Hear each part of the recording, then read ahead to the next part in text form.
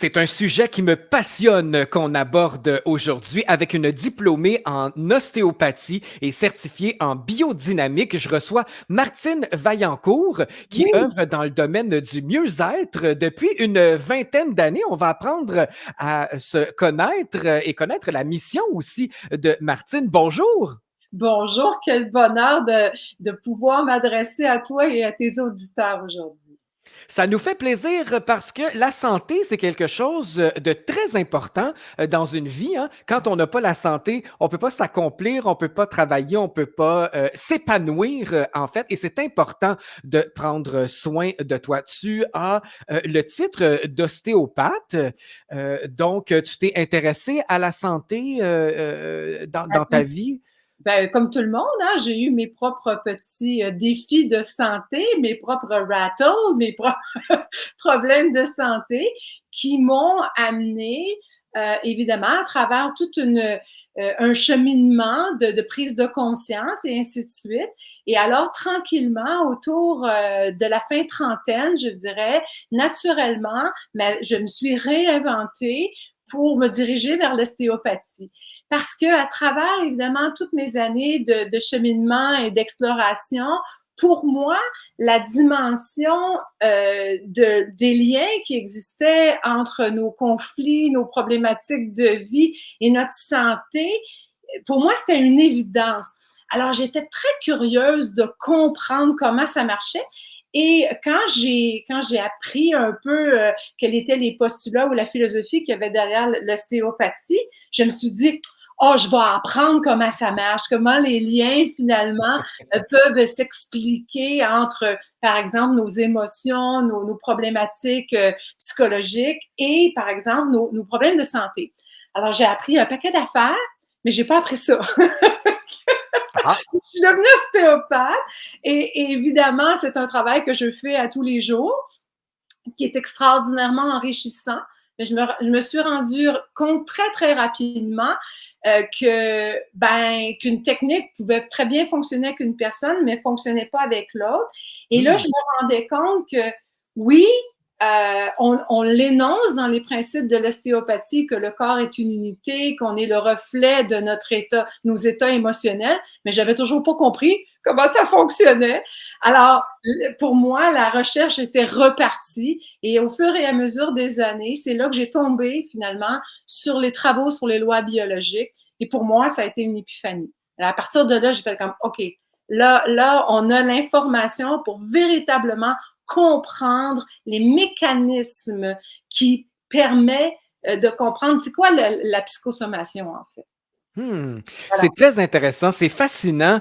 Ouais. Et Martine Vaillancourt vient de faire paraître un livre qui s'appelle Le sens de mes maladies, à la découverte de l'origine émotive des maladies. C'est un beau voyage au cœur des lois biologiques et de l'art du décodage. Il y a une merveilleuse préface de Marilène Coulombe qui est régulièrement avec nous à Radio Unicité avec sa chronique La question de la semaine.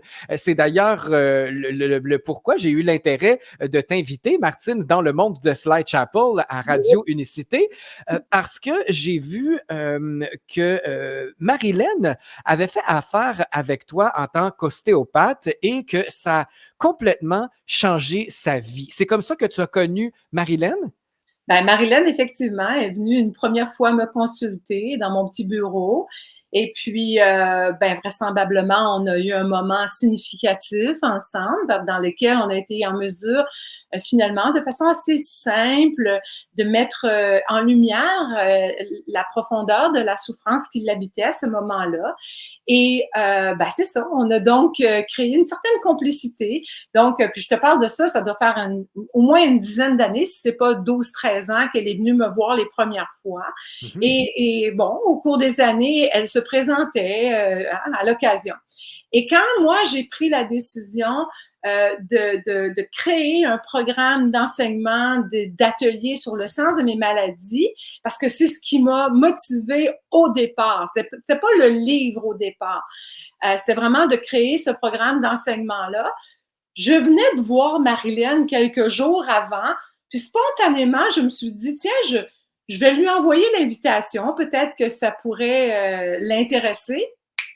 Et spontanément, elle a rebondi là-dessus et elle s'est inscrite à mon programme. Et Marilyn, ben pour ceux qui la connaissent, c'est une femme avec un esprit vif, c'est une curieuse de nature, une personne Oui. qui a une quête du savoir, de la compréhension, de la profondeur. Et vraisemblablement, ben, elle a fait tout le programme avec moi. Et en effet, il y a eu plusieurs choses qui se sont, je dirais, déployées différemment pour elle à travers sa vie, dans son propre cheminement. Et elle m'a tellement encouragée. C'était incroyable. Donc, pour moi, c'était naturel de l'inviter, de lui demander si elle était à l'aise de faire cette préface-là. Et elle a fait ça avec beaucoup de générosité. Écoute, j'étais très, très émue qu'elle accepte de faire ça. Alors voilà. Et en effet, tu vois, c'est elle qui m'a présenté à toi et ainsi de suite. Donc, c'est des belles rencontres. Ça paraît vraiment dans sa préface qu'elle a eu une illumination, en fait, en te consultant. On est beau. Et un éveil, oui, voilà. C'est très, très senti parce que Marilyn ne fait rien qui ne vient pas de son âme, de son cœur. Alors, j'ai adoré lire cette préface-là. Moi, avant d'aller plus loin dans le sujet, je dois te poser une question. Une- je ne sais pas si c'est une question piège, mais je vais être très, très honnête et peut-être que je connais la réponse, mais je veux t'entendre en parler. Vas-y pas. Et quand je te dis que je vais être honnête, je vais te dire que j'ai pas vraiment aimé le titre du livre parce que ça disait le sens de mes maladies, de mes maladies. Et Mhm. moi, je me suis dit, ce n'est pas ma maladie. Je Mhm. voulais pas me l'approprier parce Mhm. qu'elle ne m'appartient pas. J'ai toujours eu cet élan-là de me débarrasser de ce qui était nocif pour moi dans ma santé. Alors, ça m'a accroché. Après Mhm. ça, je me suis dit, il y a peut-être une raison pourquoi ça s'appelle le sens de mes maladies. Parce que si ça nous arrive, c'est pour Mhm. comprendre quelque chose. Est-ce que je suis dans le champ? Ah ben pas du tout. Alors d'abord, c'est très pertinent comme question, comme questionnement. D'abord et avant tout, la raison pour laquelle j'ai appelé ça le sens de mes maladies, parce que je dirais que c'est probablement la question que je me fais poser le plus souvent. Martine, c'est quoi le sens de ma maladie? C'est quoi le sens de mon malaise? Mais pourquoi que j'ai ça? Qu'est-ce que ça veut dire? Et ainsi de Hmm. suite. OK? Donc, c'est une espèce de reflet, finalement, de la pulsion première de questionnement chez les gens. OK? Donc, c'est pour ça que j'ai appelé ça comme ça. Mais tu as dit quelque chose qui me titille aussi, c'est que tu as dit, moi, j'ai toujours tenté de me débarrasser de ça, je veux pas m'approprier la maladie, et ainsi de suite. Donc, tu as parfaitement raison de ne pas en faire une identification. La maladie n'est pas quelque chose qui nous appartient. La maladie, c'est un processus prévu par la nature pour exprimer une problématique de vie que nous avons vécue ou que nous vivons. Et notre biologie est ainsi programmée pour faire face au surstress que la vie nous amène avec des réponses biologiques d'adaptation. Ces réponses biologiques ont des manifestations dans notre corps. OK? Donc, en fait, un malaise ou une maladie, c'est simplement l'expression d'un surstress qui est évoqué par le corps, qui est exprimé par le corps. Donc, l'idée, c'est pas de dire ça m'appartient. C'est les malaises et les maladies, ce sont des mémoires, ni plus ni moins, de notre évolution qui s'expriment. Et ça a un pouvoir extraordinairement intéressant parce que ça nous permet de comprendre, je dirais, de traduire le langage du corps. Parce que la plupart du temps, on vit notre vie, puis en quelque part, tu sais, malgré les stress et tout ça, on reste un peu dans notre mental, dans notre dimension intellect. On essaie de refouler un peu nos émotions et, tu sais, on dit Mhm. bien, on va gérer nos émotions. On essaie de pas trop se coller à nos ressentis parce que parfois, ça nous bardasse puis c'est souffrant. Donc, tu vois, alors que quand on prend conscience que le corps, quand il s'exprime dans des malaises ou des maladies, il nous dit vraies affaires. Il nous parle véritablement de qu'est-ce qui est vécu en nous. Et ça nous donne du pouvoir pour se positionner autrement, pour décider autre chose, pour peut-être prendre des décisions par rapport à nos dynamiques, nos relations, notre façon de vivre, ni plus ni moins. Alors, moi, je dirais que non, on ne s'identifie pas à notre maladie, on l'utilise pour mieux comprendre ce qu'on est en train de vivre. Comprendre et ensuite travailler sur ce que ça nous indique, parce que le maladie, dans le fond, c'est bien fait ce mot-là. Hein? Chaque mot a une signification très importante. Ben ça c'est quand tu évoques la maladie, c'est le travail de Gérard Attias. Et Gérard connaît bien les lois biologiques également. Et lui, il a mis en évidence qu'effectivement, à travers nos propos, à travers notre façon de parler, le domaine de ce qu'on appelle la programmation neurolinguistique nous en parle aussi, la PNL, c'est que notre façon de parler et les mots qu'on va utiliser vont être un peu le reflet de notre psyché. Tu comprends? Mm-hmm. Donc, effectivement, si tu dis à quelqu'un « My God, je dois porter le fardeau de tout le monde », bien, quelle est la structure dans notre corps qui porte le fardeau? Ben, c'est les épaules. OK? Oui. Si moi, je suis le pilier de tout le monde, si je ne suis pas là, tout s'effondre. Quelle est la structure? Ben, ce sont nos lombaires. Ou cette situation-là me tue, ben, quelle est la structure la plus fondamentale, vitale? C'est nos poumons. On peut passer 30 jours sans manger, on va survivre. On peut passer 3 jours sans boire, on va survivre. On ne peut pas passer 3 minutes sans respirer. Tu comprends? Ouais. Donc, c'est un peu ça. Alors, j'en parle de ça. Ça fait partie du raffinement quand on fait du décodage, le langage, les mots. Oui, ça a une portée quand même très intense. Quand j'ai reçu ton livre, Martine, je me suis dit, c'est un ouvrage qui va remplacer mon livre de Lise Bourbeau. Qui es-tu?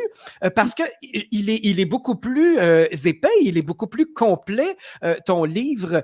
Est-ce que c'est le résultat, en fait, de tes années de recherche sur le sujet qui t'a amené à approfondir, en fait, j'adore l'œuvre de Lise Bourbeau. C'est une de mes premières lectures par rapport à, justement, les malaises et maladies. J'en ai fait pour moi un dictionnaire, en fait, que je consultais régulièrement, mais le tien va dans plusieurs directions. C'est beaucoup plus large. Ben, en fait, d'abord, je suis tout à fait en accord avec toi. Moi, Lise Bourbeau, ça a été également mes premières lectures. C'est là les premières fois où j'ai commencé à dire « Ah, c'est un sujet dont il y a des gens se sont penchés, ont réfléchi. » Alors, j'ai beaucoup lu, j'ai à peu près tout lu ce que Lise a fait. Moi, mon intention, parce que des livres de décodage, il y en a tout plein. Hein? Pourquoi écrire un autre livre de décodage? Mon intention était d'amener à la conscience des gens comment ça fonctionne et de rendre ce livre-là le plus accessible possible. Donc, d'abord, c'est quoi les lois biologiques? Comment on comprend ça? Comment ça marche? C'est quoi les mécanismes? Donc, je vais t'expliquer ça de façon très concrète. Ensuite, oui, il y a une partie du livre qui va évoquer chacun des parties du cerveau, qui commande chacune des structures du corps. Donc, quels sont les malaises, les maladies qui peuvent découler, quels sont les ressentis, les conflits qui sont derrière ça. Et il y a une annexe à la fin du livre qui permet de faire des références, un peu comme un dictionnaire. Mais mon intention n'était pas de créer un dictionnaire parce qu'il y en a tout plein de dictionnaires. Donc, au départ, c'était de dire, tiens, je vais t'expliquer comment ça marche. Ensuite, la troisième partie du livre, qui, à mon avis, est probablement, en tout cas, c'est le bout que je suis le plus fière, je crois, c'est l'art du décodage. Parce que quand on a compris, tu sais, souvent les gens vont lire la définition dans le dictionnaire, bon, c'est une chose, mais est-ce qu'eux-mêmes, ils sont en mesure de reprendre finalement leur pouvoir, leur autonomie et faire leur propre décodage? Comment je peux faire, moi, pour comprendre quel est le sens de mes maladies? Donc, dans cette partie-là, je vais vraiment te donner une méthode à travers, évidemment, une étape par étape, à travers des clés pour être en mesure de décoder. Et quand on va là, bien, évidemment, il y a plein de notions complémentaires qui ne sont pas des lois biologiques pures, mais qui vont permettre de comprendre, par exemple, quels sont mes conflits programmants. pourquoi moi, je suis plus vulnérable, par exemple, à la dévalorisation? Pourquoi moi, je suis donc sensible? Pourquoi ça m'affecte tant quand, par exemple, je me sens rejetée du clan ou séparée d'une situation? Ou pourquoi je me sens si envahie, moi, dans ma bulle? Tu sais, tu comprends? Il y a chez chacun d'entre nous, on appelle ça des prédicats, tu sais, c'est des sensibilités particulières chez chacun d'entre nous qui ont été, si tu veux, programmés, souvent à notre insu, OK? Soit dans notre vie d'enfance ou des choses comme ça, des choses qu'on a vécues, mais dans d'autres plans. C'est-à-dire, par exemple, lors de la grossesse, quand j'étais dans le ventre de maman, lors de l'accouchement. Et parfois, les conflits programmants proviennent, par exemple, de notre généalogie, de nos ancêtres. Parce que dans la transmission généalogique, il n'y a pas juste la couleur des yeux et la forme du nez, là. Il y a également tout le bagage conflictuel non résolu qui doit être repris par les descendants dans un processus évolutif. Il faut régler ce qui n'a pas été réglé. Okay? Donc, une mère pourrait transmettre à son enfant inconsciemment une peur non réglée? Exactement. C'est très bien dit, c'est très bien vulgarisé. Et là, ça nous permet de comprendre, ah, moi, c'est pour ça, tu sais, ma grand-mère a toujours eu des problèmes aux genoux, ma mère a des problèmes aux genoux, moi, j'ai des problèmes aux genoux. Fait que les gens vont se dire, ben, c'est héréditaire. OK? Ils vont penser qu'ils ont reçu, par exemple, un gène défectueux. Alors, l'étude de l'épigénétique nous permet de comprendre que c'est pas le gène qui est défectueux, c'est l'environnement du ressenti qui est toujours le même. Tu sais, le genou, Voilà. la soumission. Parce que ce n'est pas une condamnation, là. Quand on fait une constatation que ma mère avait ça, ma grand-mère avait ça, là, nous, on se sent impuissant, puis on fait comme, ah, ben, c'est généalogique, mais on peut s'en sortir, là. Génétique, oui. C'est ça. Alors, voilà. Alors, ça, c'est un des aspects, justement, du décodage qui te permet de comprendre un peu, là. J'ai peut-être plus de pouvoir que je peux penser. Tu sais, si ma mère, par exemple, était, je sais pas, elle faisait des laryngites ou elle perdait la voix toujours, ben c'est peut-être parce que ma mère, à travers ce qu'elle a vécu, a jamais été en mesure de se nommer, de se dire, d'exprimer qui elle était. Puis si ça se trouve, peut-être que grand-maman, c'était pareil. Tu comprends? Fait que maman, elle a hérité de cette façon d'être, cet état tu comprends, d'être en relation avec les gens. Et moi, je fais pareil, puis je m'en rends même pas compte. Puis je me dis, ben, c'est génétique, d'autres, on a toute la voix enrouée, tu sais, par exemple. Alors que non, ça nous parle d'un état d'être conflictuel qui a jamais été résolu. Alors, évidemment, je te donne des exemples bien simples, mais c'est vrai pour la totalité de l'expression des maladies. Je trouve que l'être humain, en fait, le corps humain est très complexe, des fois difficile à décortiquer. Par exemple, quelqu'un qui aurait un cancer et il y a une certaine signification au cancer, pour quelqu'un d'autre, c'est complètement différent. Qu'est-ce qui explique ça, de la façon dont la personne peut s'en sortir?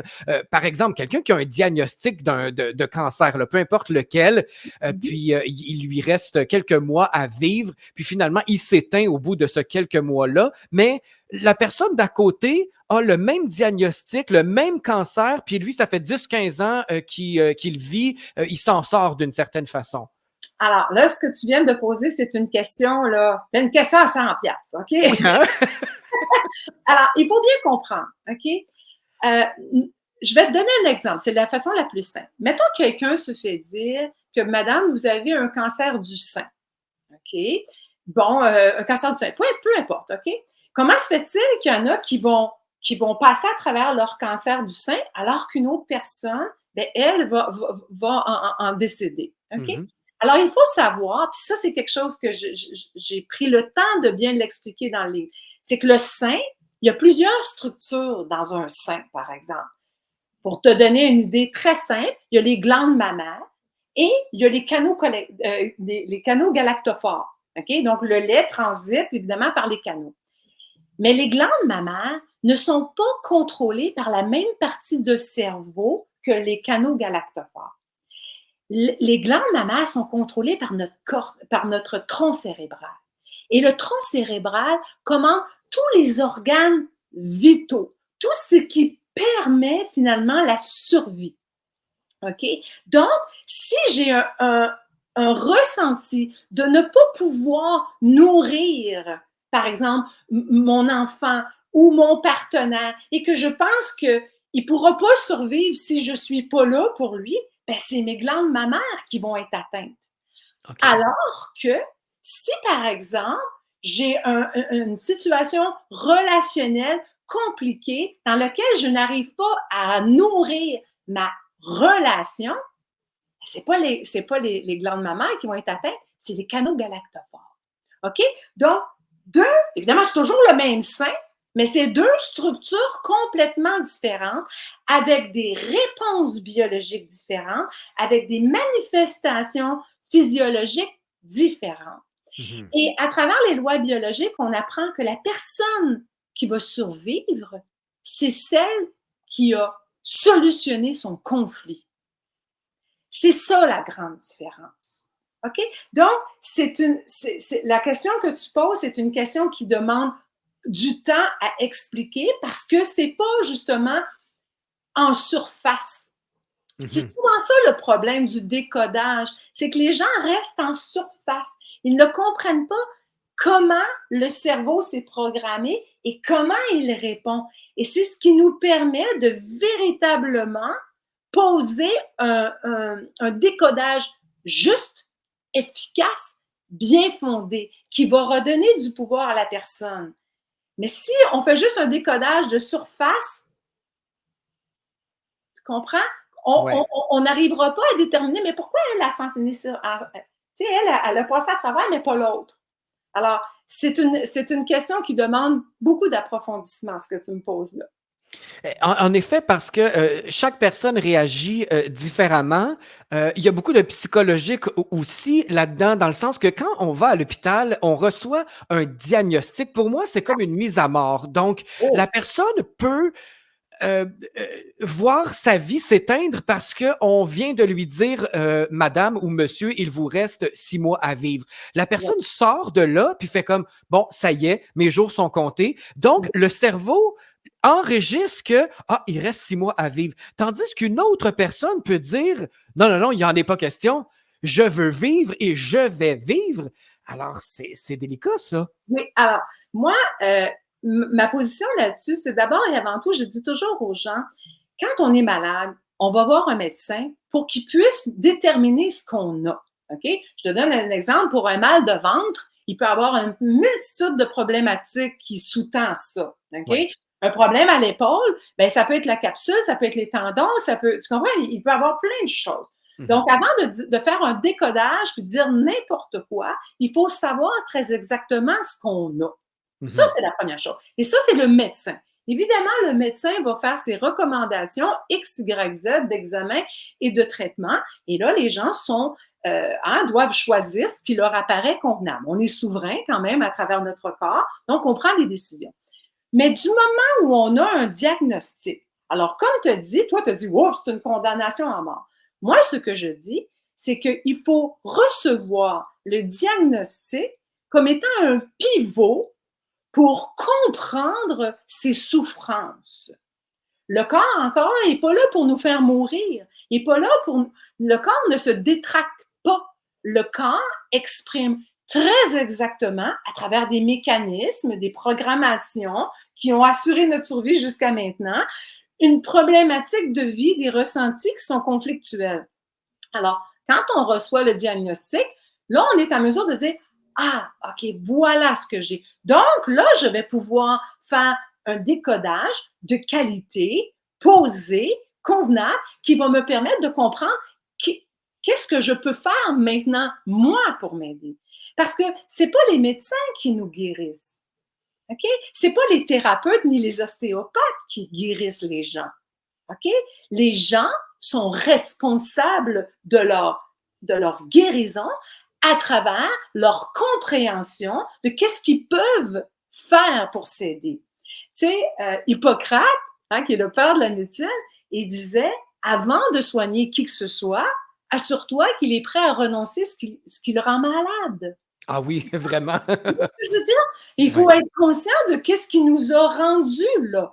Et comme Mhm. tantôt on évoquait, ah, ben, tu sais, c'est peut-être génétique. Ben, attends un peu, là. Tu comprends? Il y a derrière cette manifestation-là, effectivement, des conflits. Alors, c'est une exploration qui est vraiment très, très enrichissante et qui est fascinante quand on s'arrête à ça. Mhm. J'aimerais peut-être te poser une autre question à 100 $. Et là, je vais dire à tous nos auditeurs que c'est personnel à moi, cette affirmation-là, mais j'aimerais qu'on parle de la contagion, parce que je ne crois pas à la contagion. J'ai expérimenté certaines choses dans ma jeunesse. D'abord, ma mère, quand j'étais petit, me disait marche pas du pied, tu vas pogner la grippe, tu vas pogner froid, va pas, habille-toi chaudement. Et Pogner je, de rue. oui, tu vas pogner le rhume. J'ai jamais cru à ça. Mhm. Et je n'ai presque pas pogné de grippe et de rhume dans ma vie. Ça a été très, très rare. Une autre petite anecdote, c'est une espèce de verrue plantaire que mon ex avait à un moment donné. Et puis, il m'avait dit, ah, touche-moi pas, c'est contagieux. Et moi, j'ai fait, mais ça se peut pas, la contagion. Fait que mon pied a collé le sien, puis j'en ai pas fait de cas et je n'ai jamais attrapé cette dite verrue-là. Mhm. Euh, Qu'est-ce que tu as à me dire à propos de la contagion? Est-ce que je fais fausse route ou qu'est-ce qu'il y en est? Quand quelqu'un tousse là, dans notre visage, je ne crois pas que ça peut se transmettre de cette façon-là. Je t'écoute avec attention. Encore là, permets-moi de te donner un exemple. OK? Oui. Au mois de janvier, au début janvier, on regarde à travers notre société toujours une espèce de pic là, de syndrome grippaux. Là. Tout le monde tombe malade, on dirait. Là. Puis là, tu sais, oh, moi, j'ai une laryngite, puis moi, j'ai une sinusite, puis moi, j'ai une bronchite, puis je me pue plus. OK? Bon. Alors, moi, je donne souvent cet exemple-là. La période des fêtes, c'est une période qui peut effectivement être réjouissante, mais qui peut également apporter son lot de contrariétés assez intenses également. OK? Donc, tu vas probablement être dans l'obligation d'être en relation avec des gens qui peut-être que tu passerais ton tour. Mais bon, c'est les fêtes, c'est la famille, c'est des amis, je ne sais trop, et tu décides de côtoyer ces gens-là. OK? Mhm. Donc, ça se peut très bien, puis je dis ça à la blague. Moi, dans le temps des fêtes, c'est ma tante Huguette. Tu comprends-tu? Ma tante Huguette, là, quand elle rentre dans la place, là, elle me pompe l'air. Tu comprends? L'air se raréfie. Tu comprends? Ça devient un petit peu comme toxique. Puis là, j'ose pas tout dire ce que j'ai à dire parce que si je parle, je risque d'envenimer les choses ou en tout cas, tu sais, ça risque de créer un incident diplomatique. Donc, OK. je parle pas. Puis, si on y pense par deux fois, moi, ma tante Huguette, je suis pas capable de la sentir. On va dire, bon, tu vois le genre. Ouais. Alors, évidemment, quand la période des fêtes termine, donc mon conflit relationnel prend fin. Pendant que j'étais en conflit, il y a eu des réponses biologiques d'adaptation pour être capable de composer avec ce surstress-là. Quand la période des fêtes termine, il est temps maintenant pour la physiologie d'aller réparer les effets de cette adaptation-là. Et ça va réparer avec des symptômes qu'on va appeler soit une bronchite, si Huguette a te pompé l'air, ou une laryngite si tu as décidé de ne pas parler ou tu regrettes d'avoir parlé, ou encore avec une sinusite. Parce qu'effectivement, comment ça se fait que pour 10 personnes qui étaient dans la même pièce, qu'il y en a un qui toussait, pourquoi un fait une laryngite, l'autre une bronchite, puis l'autre une sinusite? C'est pas une Mm. question du microbe, c'est une question du ressenti. Qu'est-ce que la personne, elle, a vécu? OK? Donc, le corps va manifester à travers, évidemment, ces mécanismes d'adaptation, des réponses biologiques pour faire face et tu vas le réparer une fois que le surstress est terminé avec, évidemment, des processus inflammatoires qu'on appelle bronchite, laryngite, sinusite, comprends? Des Ouais. processus inflammatoires pour être en mesure d'aller cicatriser, par exemple, les muqueuses qui ont été ulcérées alors que j'étais en conflit actif. Donc, si Hmm. tu n'as pas eu de conflit, si toi, ma tante Huguette, là, ça te passe 10 pieds par-dessus la tête, ben toi, tu vas revenir à la fin des fêtes, puis tu n'en auras pas de bronchite, de sinusite, puis de laryngite. Tu comprends? En effet. S'il n'y a pas de conflit, il n'y a pas de réparation, il n'y a pas de manifestation. Le corps ne va donc pas exprimer ce qui a été vécu. Donc, ça explique, si j'ai bien compris, que si ma tante Huguette ne me fait absolument rien, puis on a tous une ma tante Huguette à quelque part dans nos familles, là. Si elle ne me fait rien, puis qu'elle me tousse d'en face ou elle me donne la main ou des petits becs, euh, je ne risque pas d'être malade, mais la personne à côté qui est un peu plus vulnérable, qui, elle, a quelque chose à travailler, elle va attraper Ah oui? ces microbes. Ben oui, absolument. Tu comprends? Tout est une question de ressenti. Pas de conflit, pas de symptômes. Tu comprends? C'est une question comme je t'explique, la biologie va déployer des réponses biologiques d'adaptation s'il y a un conflit, un surstress, un drame, un traumatisme, peu importe. Quand c'est conflictuel, on est programmé pour faire face, mais une fois que c'est terminé, il faut réparer. Il faut que la physiologie répare. Ça fait partie de ce qu'on appelle la deuxième loi. Ça s'appelle la loi biphasique de la maladie. Ça s'explique très bien. Je veux pas t'emmener sur un terrain glissant, Martine. Alors, si tu ne veux pas répondre, je peux comprendre, mais est-ce que tout ce que tu viens de nous expliquer est aussi valide pour ceux qui ont attrapé la COVID une fois, deux fois, trois fois, quatre fois, tout en étant vaccinés, en portant leur masque, en se surprotégeant, tandis que ceux qui n'ont pas été vaccinés, ils n'ont absolument rien? Ben, alors, moi, à travers évidemment mon travail d'ostéopathe, j'ai vu des gens rentrer dans mon bureau vaccinés, j'ai vu des gens entrer dans mon bureau non vaccinés, j'ai vu des malades dans les deux camps. Bon, alors, moi, j'ai pour mon dire que ce qui est surtout important, encore là, c'est ce qui a été vécu par la personne. Donc, la personne, si elle a vécu, par exemple, cette période de pandémie qui a été extrêmement exigeante, bouleversante pour tout le monde, à toutes sortes d'égards différents, ben, si, par exemple, cette situation-là t'a pompé l'air, ben, évidemment, tu vas te retrouver avec une réponse biologique au niveau des poumons et donc tu vas manifester ça par des problèmes respiratoires importants, proportionnels à la masse de choc de ce que tu as vécu. Hein? Donc, de mon point de vue, c'est toujours une question exclusivement de conflit qu'il y a derrière ça. C'est donc personnel à chaque personne. Alors, on ne peut pas dire on va vacciner toute la population pour la protéger parce que même si tu es protégé, si tu as un conflit à l'intérieur, ça va finir par sortir parce que le corps, il est beaucoup plus fort. Ben, tu vois, moi, je crois beaucoup à l'effet. Moi, j'accorde beaucoup d'importance à ce que les gens croient. Okay? Dans la mesure que, tu sais, l'effet placebo et l'effet nocebo, c'est un principe qui est exact. C'est-à-dire que c'est pas une lubie, cette affaire-là. Notre corps va s'adapter en fonction de ce que nous croyons. Il y a un merveilleux livre là-dessus qui s'appelle La biologie des croyances par Bruce Lipton qui explique très, très bien ce mécanisme-là. OK? Et donc, si toi, tu crois, par exemple, que tu n'as pas besoin d'un vaccin parce que ton corps va être capable de faire face à ça, puis que toi, tu n'es pas dans cette peur-là, ben en effet, tu ne seras pas en conflit. Si l'autre personne a eu un vaccin, puis elle est convaincue qu'elle est vraiment, tu comprends, protégée, puis qu'elle n'a pas de conflit, elle n'aura pas de problème. Mais tu comprends? Si la personne qui n'est pas vaccinée, puis qu'elle a donc peur des vaccinés, par exemple, ou elle a donc peur de ce que le gouvernement met en place comme, tu comprends, procédure, elle, ça va y pomper l'air. Elle risque aussi de se retrouver avec une problématique respiratoire. Donc, c'est pas une question, de mon point de vue, d'être vacciné ou d'être pas vacciné.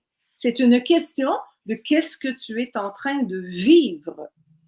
De mon point de vue, c'est ça. Et la croyance que tu y accordes va être le trigger, ni plus ni moins. Alors, Hmm. moi, je dis toujours, à travers toute cette dimension-là de non-vax, de pro-vax ou whatever, on peut pas convaincre qui que ce soit d'un côté ou de l'autre. Il faut faire l'expérience et souvent, c'est nourri à travers nos connaissances. Qu'est-ce que tu comprends? Qu'est-ce que tu sais de ces choses-là? Et ça va te permettre d'évoluer à travers, évidemment, les défis de la vie avec une vision qui va être favorable ou pas. Hmm. C'est très intéressant parce que la plupart des gens vont toujours aller vers quelque chose extérieur pour expliquer ce qui se passe. Donc, l'importance de ton livre fait que on a une intériorisation, on a une prise de conscience, en fait, de attends, là, c'est ce qui m'arrive a une signification beaucoup plus poussée que d'aller moi, je dis toujours remettre un pansement sur le bobo. Là. Dans le fond, il n'est pas réglé, le bobo. Il est juste temporairement caché ou engourdi. Ouais, il Alors, est déplacé. Ouais, voilà. voilà. Donc, c'est important de prendre conscience et ensuite d'aller en dedans régler ces conflits-là Ouais, qui a fait arriver cette exactement. maladie-là ou ce malaise-là. Et ce que tu évoques, ben ça, c'est la quatrième partie du livre. C'est-à-dire que la quatrième partie du livre s'appelle le cheminement. Parce que de mon point de vue, quand on commence à véritablement acquérir la compréhension sur les lois biologiques lors du Mhm. décodage, nécessairement, il y a une reprise de responsabilité par rapport à ce qu'on vit Ah et oui.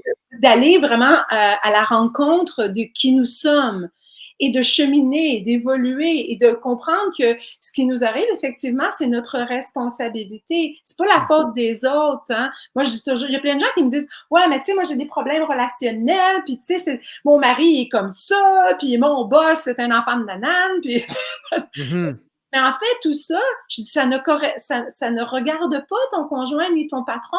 C'est toi par rapport à ce que tu vis. Comment toi, tu vas reprendre ton pouvoir par rapport à cette situation-là. On sait très bien, tout le monde sait bien qu'on n'a pas de pouvoir sur les autres. On a du pouvoir uniquement que sur soi-même, Mhm. de la même façon qu'on a du pouvoir que sur notre santé et sur notre guérison. C'est pas le médecin qui va te guérir, là. Le médecin, il va te proposer ce qu'il sait en fonction de sa compréhension. Fine, ça te va ou ça te va pas, c'est pas grave. Là. Mhm. L'important, c'est que toi, en être souverain, tu fais une démarche de cheminement pour te permettre de retrouver ton pouvoir. Et de mon point de vue, c'est essentiel. Absolument. Je suis tout à fait d'accord avec ça. Qu'est-ce que. C'est parce que là, il t'a dit des choses qui ont provoqué plein de questions dans ma tête. Justement, quand une personne va toujours s'apitoyer sur son sort en disant ah, moi, j'attire toujours, mettons, un conjoint violent dans ma vie. Et puis, cette personne-là se sert de ça pour expliquer ce qui lui arrive. Qu'est-ce que ça veut dire exactement, ça, quand la personne n'est pas vraiment à l'aise dans son quotidien là, en rencontrant ce genre de personnes-là? Donc, elle met un terme à sa relation, mais oups, la prochaine personne, c'est la même chose qui se passe dans sa vie. Ben oui, c'est comme tu l'as dit, c'est que c'est pas réglé. C'est pas réglé. Pourquoi je vais tout le temps, par exemple, m'attirer, par exemple, une relation dans laquelle tu comprends, la personne n'est pas engagée ou elle est violente ou tu sais, bon, ben c'est parce qu'il y a une résonance en moi qui n'a pas encore émergé à ma conscience véritablement, où j'ai pas repris mon pouvoir. Et la vie est ainsi faite qu'elle va toujours nous ramener effectivement des situations pour nous permettre de prendre conscience, de faire le cheminement. Puis tu sais, ça, tu m'amènes sur ma cinquième partie du livre, qui est la reprogrammation. Parce qu'une fois qu'on a compris que, ah oui, OK, mes bobos, ça veut dire ça, mon corps manifeste, ah, c'est ça qui est souffrant en moi, d'accord, je comprends. Tu fais quoi avec ça? Donc, il y a un cheminement à faire. Mais Mhm. ensuite, il faut prendre finalement cette compréhension-là pour se réinventer. Parce que sinon, c'est juste un exercice, tu comprends, de conscience, mais dans lequel on ne change pas. Et c'est un peu comme ton propos que tu disais tout à l'heure. Marilyn, tu sais, elle me dit, wow, ça a changé ma vie. Ben oui, parce qu'une fois que tu as compris ça, qui choisis-tu d'être par rapport à ça? Comment tu Exact. vas reprogrammer ta vie? Et là, ben, je me permets d'aller un peu dans l'exploration des nouvelles connaissances qui proviennent, par exemple, de la physique quantique, qui nous permet de comprendre que nous avons effectivement un réel pouvoir sur la manifestation de notre réalité. Il faut comprendre comment ça marche encore une fois. Alors, c'est pas un ouvrage ésotérique pour deux scènes. C'est un ouvrage qui nous permet de prendre les connaissances actuelles qu'on a dans l'exploration du vivant, du vécu, de notre univers, et de dire, hey, attends un peu, là, on est pas mal plus en mesure de créer notre vie. Mais quand on ne le sait pas, quand on est dans l'ignorance, qu'est-ce que tu veux? On est pris dedans, puis on a l'impression qu'on est une victime du truc. T'sais? Voilà, c'est ça. Les victimes, dans le fond, même s'ils se débarrassent de, mettons, ce conjoint-là qui est toxique, ce n'est pas la solution puisqu'ils vont réattirer quelqu'un la même Non, chose. Ils c'est vont pas vivre la réglé. même. C'est pas réglé. Alors, qu'est-ce qui souffre en moi? Pourquoi je m'attire ça? T'sais, parce que peut-être effectivement que c'est un truc qui se répète dans les schémas transgénérationnels. Bon, ben parfait, il va falloir aller gérer ça. Et on le fait avec des outils, avec des méthodes, comme par exemple des constellations familiales. Et je donne beaucoup, beaucoup, beaucoup d'exemples, je donne beaucoup d'outils, de méthodes, de façons d'aller évacuer les charges émotives du passé, aller déprogrammer justement ces vulnérabilités-là. Alors évidemment, c'est un livre de près de 400 pages. C'est pas une Bible, ça, de large, là, mais j'essaie d'aller le plus large possible pour donner, je dirais, un éventail plus profond, plus complet de qu'est-ce que c'est que le cheminement et en quoi la compréhension sur le décodage et les lois biologiques peut donc faire en sorte que notre vie soit plus facile, soit plus lumineuse, soit plus accomplie, enrichissante, et ainsi de suite. C'est tellement intéressant, c'est vraiment un ouvrage très, très, très complet. Ça vous prend ça dans votre bibliothèque et ça devient même un livre de chevet parce que on ne finit plus de le consulter selon ce qu'on vit, selon où on est rendu dans notre vie. Je Oui. ne peux pas clore cette rencontre très intéressante, Martine, sans te demander, et je pense que c'est d'à propos parce que ta préface est de Marilyn Coulombe, qui est médium, qui communique avec les êtres décédés. Euh, que penses-tu de la mort? Est-ce que c'est une finalité? Est-ce que c'est encore un diagnostic de fin, la mort? Qu'est-ce qui... Moi, je crois pas à la mort. Est-ce que tu es d'accord avec moi? Bon, alors, je vais te répondre de cette façon-ci. De mon point de vue, nous sommes des êtres biologiques incarnés à travers, évidemment, une spiritualité. Et cette incarnation-là, à travers notre véhicule biologique, nous donne la capacité des perceptions extraordinaires. C'est-à-dire qu'on est doté d'un intellect, d'une capacité cartésienne, tout ça, de planification et tout ça. On a un bel ordinateur de stratégie. On est doté d'extraordinaires capacités émotionnelles. On est des êtres électromagnétiques qui vivons dans un champ d'information qu'on appelle le champ quantique, le champ unifié, et qui nous permet de comprendre que nous sommes, ni plus ni moins, une parcelle d'information incarnée dans une biologie.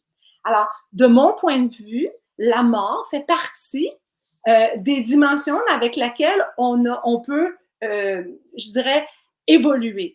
Donc, tout comme la glace, hein, l'eau va devenir, bon, commençons avec le début. On a de la glace et quand on la fait fondre, on a de l'eau et quand on la fait bouillir, ben, on a de la vapeur et qui retourne à l'atome.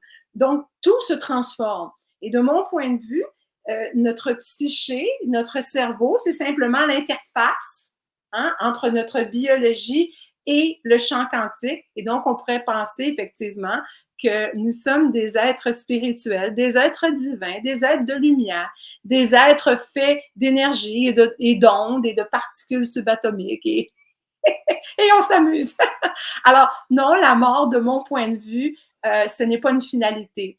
C'est un passage vers d'autres dimensions. Ah, voilà.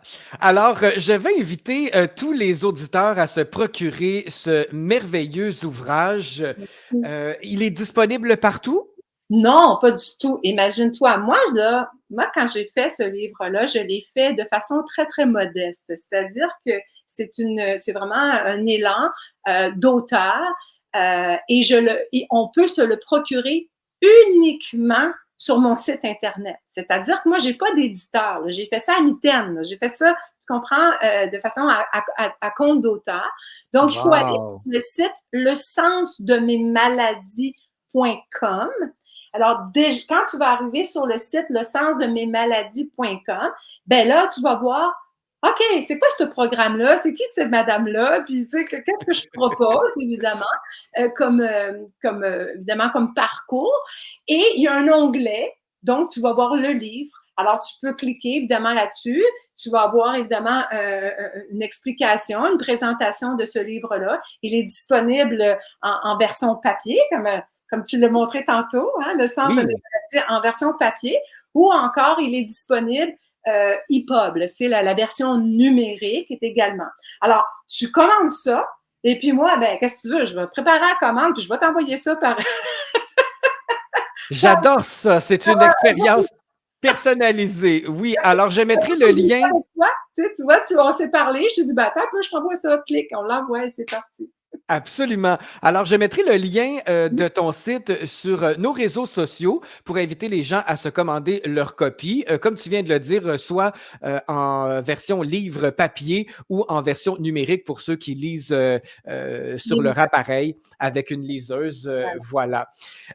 Après avoir fait une introspection, une prise de conscience, après avoir travaillé sur soi. Moi, je connais une autre façon de guérir et c'est la musique. Que penses-tu de la musique? Je pense que c'est une nourriture de l'âme. Ça fait tellement de bien, hein? Oui.